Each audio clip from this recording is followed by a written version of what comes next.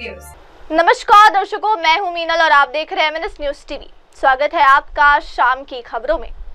आगे बढ़ने से पहले डालते हैं आज की सुर्खियों पर एक नजर।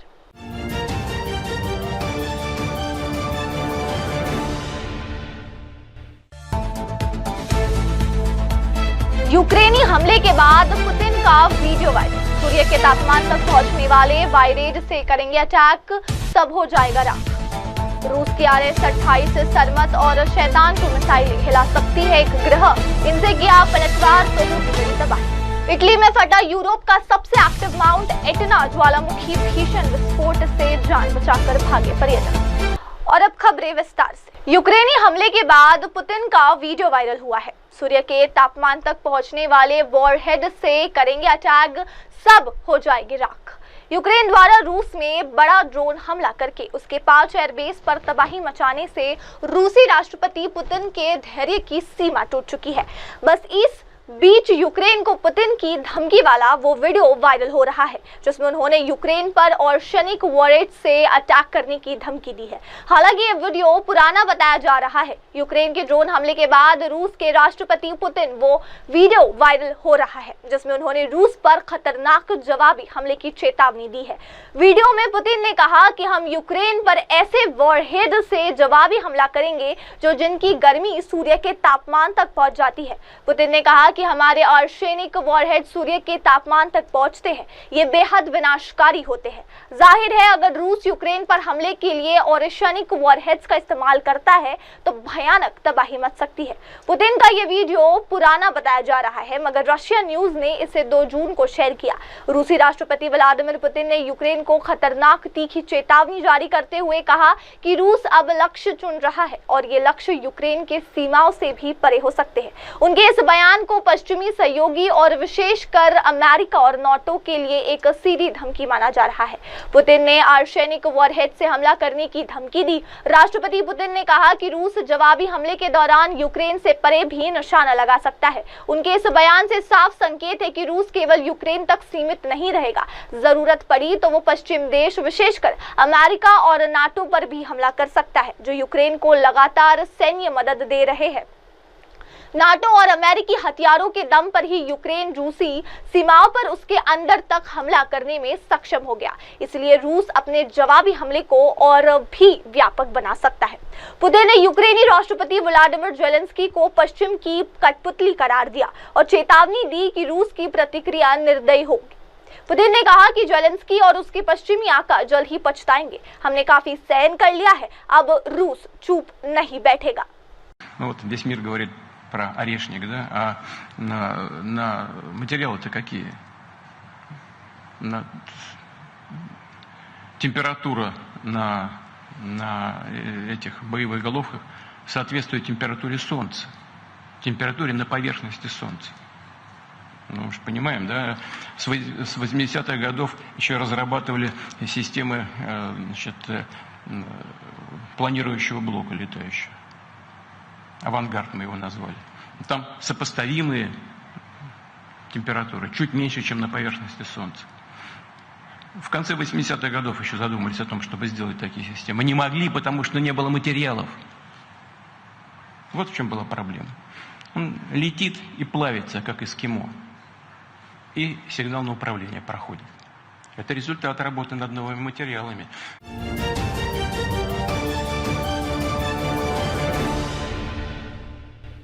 और अब अगली खबर।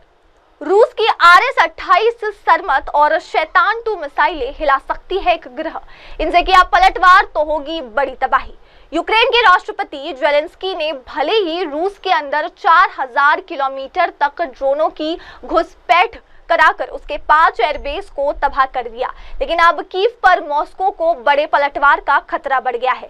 रूस के पास RS-28 सरमत और शैतान 2 जैसी दुनिया की महाविनाशकारी मिसाइलें हैं। इनसे हमला हुआ तो तबाही का मंजर नजर आएगा। यूक्रेन द्वारा रूस के 4000 किलोमीटर अंदर घुसकर 5 एयरबेस पर अब तक का सबसे बड़ा ड्रोन हमला किए जाने से रूस के राष्ट्रपति पुतिन बुरी तरह बौखला गए हैं। रूस अब यूक्रेन पर महाविनाशकारी जवाबी हमले की तैयारी में है। रूस के पास कई घातक मिसाइलें और हथियार ऐसे हैं जिनसे पलटवार किया तो सिर्फ एक शहर ही नहीं बल्कि एक पूरा ग्रह हिल सकता है। इसमें दुनिया को सबसे घातक मानी जाने वाली रूस की RS-28 सरमत और शैतान 2 यानी कि सतान 2 का नाम शामिल है। रूस की सतान 2 मिसाइल इतनी खतरनाक है कि पश्चिम देशों ने इसका नाम शैतान 2 रख दिया है। ये एक इंटरकॉन्टिनेंटल बैलिस्टिक मिसाइल है।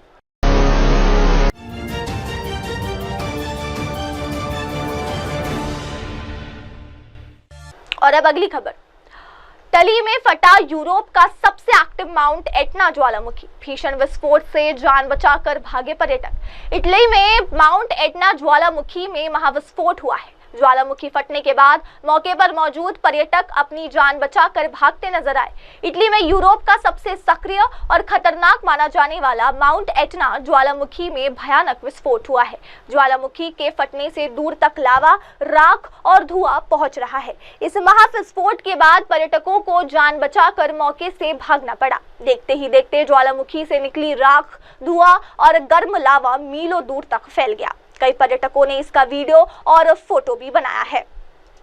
माउंट एटना ज्वालामुखी का विस्फोट इतना भयानक था कि धरती कांप उठी। स्थानीय अधिकारियों के अनुसार ज्वालामुखी के दक्षिण पूर्वी क्रेटर का एक हिस्सा संभवतः धंस गया, जिससे ये तेज विस्फोट हुआ। इसके साथ ही भयंकर कंपन और लगातार हो रहे विस्फोटों ने भय का माहौल पैदा कर दिया। ज्वालामुखी में विस्फोट के बाद उससे निकलने वाला लावा फव्वारे की तरह फूट पड़ा। इसकी गर्म चट्टानें और जहरीली गैसें क्षेत्र में दूर तक फैल गई। इसे नजदीकी कतानिया हवाई अड्डे पर विमानों की उड़ानें स्थगित कर दी गई। ज्वालामुखी विस्फोट से पहले एक तीव्र कंपन महसूस की गई जो रात लगभग 10 बजे शुरू हुई थी और 3 घंटे बाद अपने चरम पर पहुंच गया।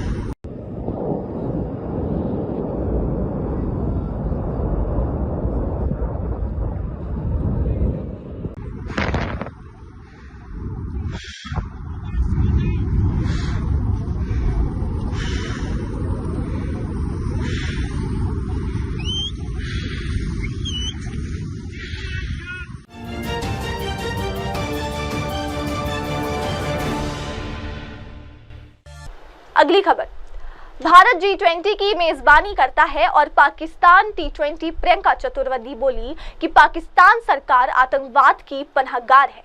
प्रियंका चतुर्वेदी ने लंदन में कहा, हमने G20 की बहुत सफल अध्यक्षता की। हम G20 की मेजबानी करते हैं जबकि पाकिस्तान T20 की मेजबानी करता है। इसमें दुनिया के टॉप 20 आतंकवादी शामिल है। विभिन्न देशों में एक सर्वदलीय भारतीय प्रतिनिधिमंडल पाकिस्तान को आतंकवाद के मुद्दे पर बेनकाब कर रहा है। इस बीच शिवसेना UBT की सांसद प्रियंका चतुर्वेदी ने भारत और उसके पड़ोसी पाकिस्तान के बीच साफ तौर पर अंतर बताते हुए कहा कि भारत जहां ग्लोबल ट्रेड और डिप्लोमेसी पर फोकस करता है, वहीं इस्लामाबाद लगातार आतंकवाद को एक टूल के तौर पर इस्तेमाल कर रहा है। प्रियंका चतुर्वेदी ने लंदन में कहा, हमने G20 की बहुत सफल अध्यक्षता की। हम G20 की मेजबानी करते हैं जबकि पाकिस्तान T20 की मेजबानी करता है। इसमें दुनिया के टॉप 20 आतंकवादी शामिल यानी टॉप 20 टेररिस्ट शामिल है। वो इतने पर ही नहीं रुकी, उन्होंने कहा कि टॉप आतंकियों को पाकिस्तानी सरकार पनाह देती है, ये उनकी नीति है। प्रियंका चतुर्वेदी ने कहा, भारत ट्रेड की तरफ देख रहा है, हम अपनी इकोनॉमी को देख रहे हैं, वही पाकिस्तान आतंकवादी व्यवस्था को देख रहे हैं। हमें इस बात को सामने लाने की जरूरत है कि आपको घर वापस जाकर ये डॉक्यूमेंट्री देखनी चाहिए कि ओसामा बिन लादेन को पाकिस्तान से कैसे बाहर निकाला गया, उसे छुपाया गया, मदद दी गई, ट्रेनिंग दी गई और समर्थन दिया गया। अपने तथाकथित सहयोगी अमेरिका से छुपाया गया। वे आपसे हाथ मिलाते हैं लेकिन पीठ पीछे काटते भी हैं। Thought that comes to my mind. We had a very successful presidency as G20 chairmanship that we had got. We had a very successful 1 year of presidency. So while we host G20, they host the T20. The top 20 terrorists of the world will be found being hosted by Pakistani state government. It's their stated policy. Right from Osama bin Laden, I don't know how many of you have seen the documentary. You all must go back home and see the documentary on how he was taken out of Pakistan and he was being hidden, actively financed, aided, trained, supported, hidden from their so-called ally in the US. So they shake hands with you, but they bite you behind your back.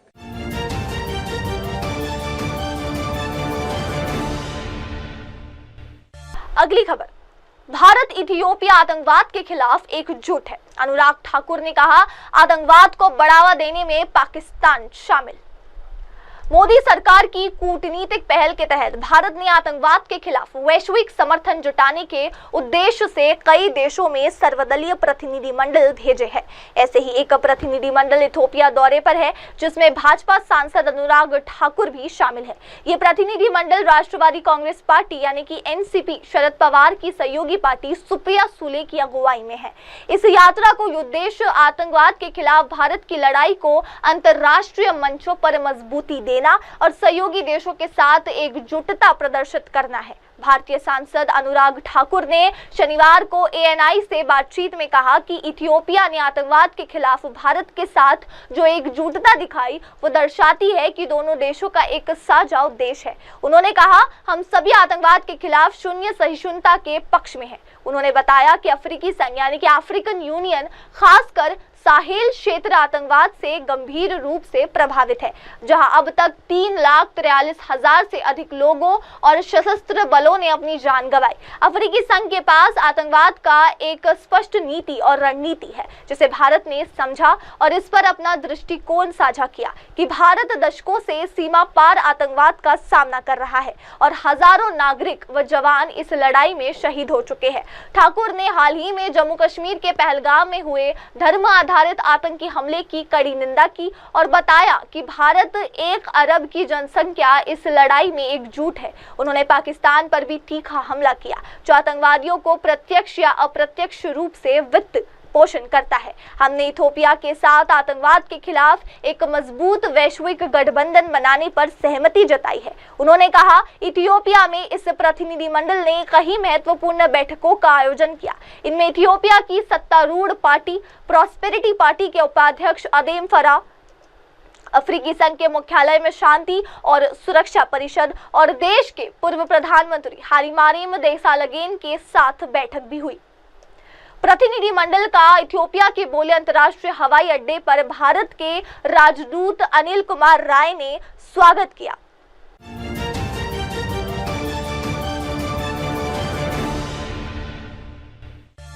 और अब आगे बढ़ते हैं और डालते हैं नजर अगली खबर पर। शी जिनपिंग को लगा बड़ा झटका, करीबी शख्स की हो गई मौत, पीएलए के लिए किया था काम। चीन के राष्ट्रपति शी जिनपिंग को बड़ा झटका लगा है। चीन के रक्षा मंत्रालय ने जानकारी दी है कि देश की वायुसेना के पूर्व जनरल और जिनपिंग के काफी करीबी नेता की मौत हो गई। चीन के राष्ट्रपति शी जिनपिंग से जुड़ी हुई एक बुरी खबर सामने आई है। कथित तौर पर शी जिनपिंग के करीबी और चीन की वायुसेना के पूर्व जनरल शू कीलियांग का निधन हो गया है। चीन के रक्षा मंत्रालय की ओर से दी गई जानकारी के मुताबिक शू कीलियांग 75 साल के थे और उनका निधन बीजिंग में हुआ है। आइए जानते हैं कि शू कीलियांग कितने प्रभावशाली थे और उन्हें शी जिनपिंग का इतना करीबी क्यों माना जाता है। जानकारी के मुताबिक चीन के राष्ट्रपति शी जिनपिंग के पहले कार्यकाल के दौरान शू कीलियांग चीन की सत्ताधारी कम्युनिस्ट पार्टी की सैन्य शाखा पीपल्स लिबरेशन आर्मी यानी पीएलएस की देखरेख करने वाली संस्था के उपायुक्त के पद पर तैनात थे। बता दें कि ये वही दौर था जब राष्ट्रपति शी जिनपिंग थल सेना और नौसेना को देश का नेतृत्व करने वाले निकायों में शामिल करने पर काम कर रहे थे। चीन के रक्षा मंत्रालय ने देश की वायुसेना के पूर्व जनरल शू कीलियांग की काफी तारीफ की। रक्षा मंत्रालय ने उनके निधन पर बयान जारी करते हुए कहा कि शू कीलियांग चीन की कम्युनिस्ट पार्टी के एक सदस्य, वफादार कम्युनिस्ट सैनिक, सैन्य रणनीतिकार और पीपल्स लिबरेशन आर्मी के एक उत्कृष्ट नेता थे। जानकारी के मुताबिक शू कीलियांग ने चीन में उच्च पद पर पहुंचने के बाद केंद्रीय सैन्य आयोग के उपाध्यक्ष के रूप में अपना काफी प्रभाव स्थापित कर लिया था। शू कीलियांग चीन के एंटी करप्शन यूनिट्स की नजरों में भी बच गए। बता दें कि चीन के एंटी करप्शन यूनिट्स ने हाल के दिनों में कई हाई लेवल सेवारत और रिटायर्ड सैन्य अधिकारियों को गिरफ्तार किया। एंटी करप्शन यूनिट्स की बड़ी कार्रवाई का अंदाजा इसी बात से लगाया जा सकता है कि जिन लोगों की गिरफ्तारियों की गई थी उनमें चीन के 2 पूर्व रक्षा मंत्री भी शामिल थे।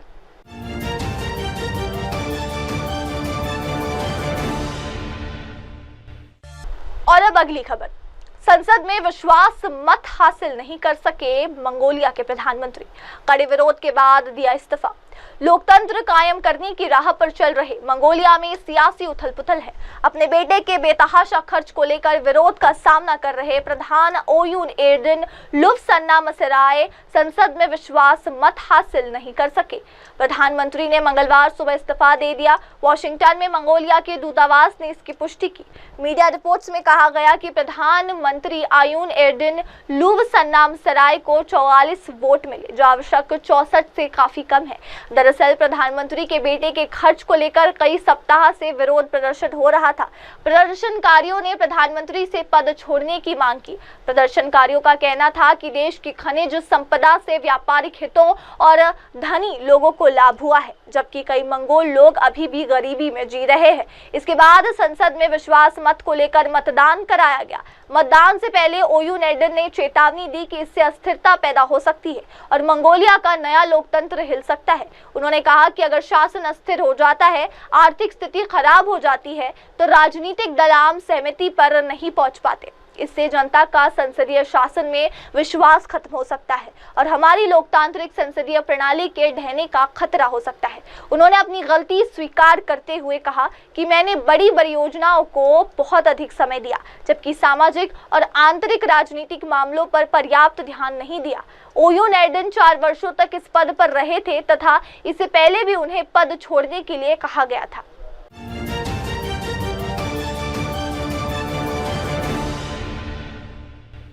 और अब अगली खबर।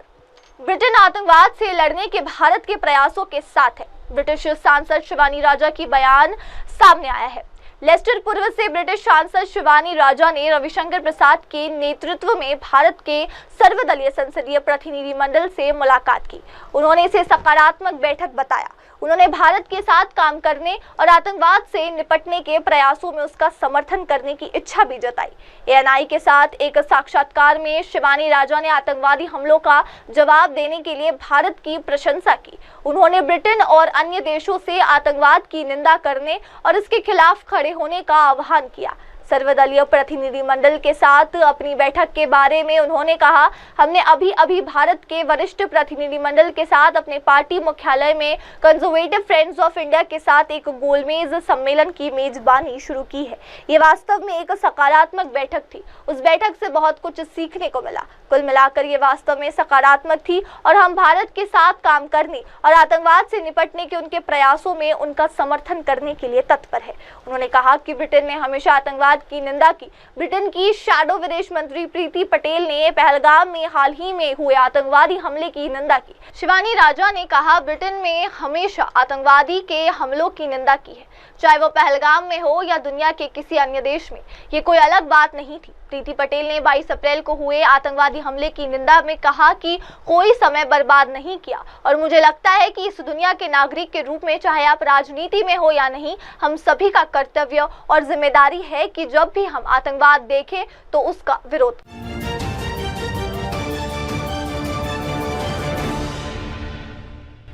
और अब अगली खबर। यूक्रेन के स्पाइडर वेब ड्रोन हमले ने बदला लड़ाई का तरीका। दुनिया के लिए इसमें बड़ी सीख।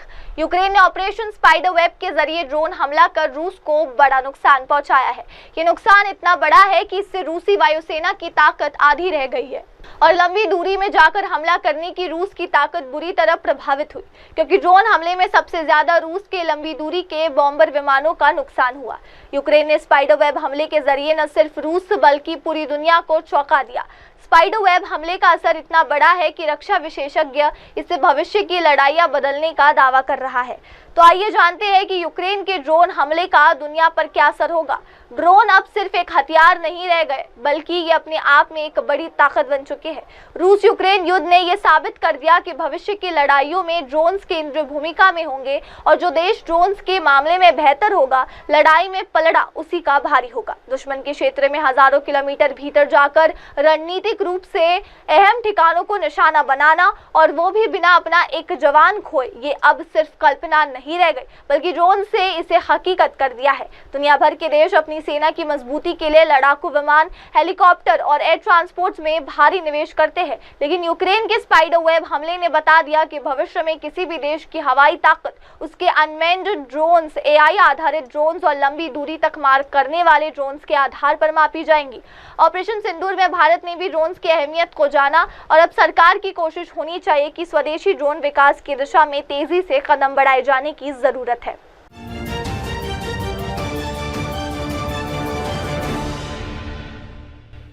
और अब अगली खबर। व्हाइट हाउस बोला, जल्द बात कर सकते हैं ट्रंप और जिनपिंग। चीन अमेरिका के बीच तनाव कम करने की कवायद। चीन और अमेरिका के बीच बढ़ रहे तनाव को कम करने की कवायद शुरू हो चुकी है। व्हाइट हाउस ने कहा कि इस सप्ताह अमेरिकी राष्ट्रपति डोनाल्ड ट्रंप और चीनी राष्ट्रपति शी जिनपिंग के बीच वार्ता हो सकती है। टैरिफ वॉर के बाद अमेरिका की ओर से चीनी छात्रों के वीजा रद्द करने और अन्य प्रतिबंधों के चलते दोनों देशों के बीच तनातनी बढ़ रही है। व्हाइट हाउस की प्रेस सचिव कैरोलिन लेविट ने कहा कि अगर दोनों नेता बातचीत करते हैं तो कॉल का ब्यौरा दिया जाएगा। इससे पहले रविवार को white house national economic council के निदेशक केविन हैसेट ने कहा था कि इस सप्ताह ट्रंप और शी जिनपिंग के बीच बातचीत होने की उम्मीद है। चीन और अमेरिका के बीच विवाद ट्रंप के बयान के बाद बढ़ा। अमेरिकी राष्ट्रपति ट्रंप ने ट्रुथ सोशल पर लिखा था कि बुरी खबर यह है कि चीन ने हमारे साथ अपने समझौते का पूरी तरह से उल्लंघन किया, जो कुछ लोगों के लिए चौंकाने वाली बात नहीं। तो अब ले रहे एक छोटा सा ब्रेक के बाद लौटेंगे और जानेंगे देश दुनिया की तमाम बड़ी खबरें। तब तक के लिए आप जुड़े रहे मेरी सहयोगी श्रद्धा के साथ और देखते रहिए MNS न्यूज टीवी। नमस्कार। हाय हेलो नमस्कार, मैं हूं पंकज विष्णु और आप देख रहे हैं MNS न्यूज। आप देख रहे हैं MNS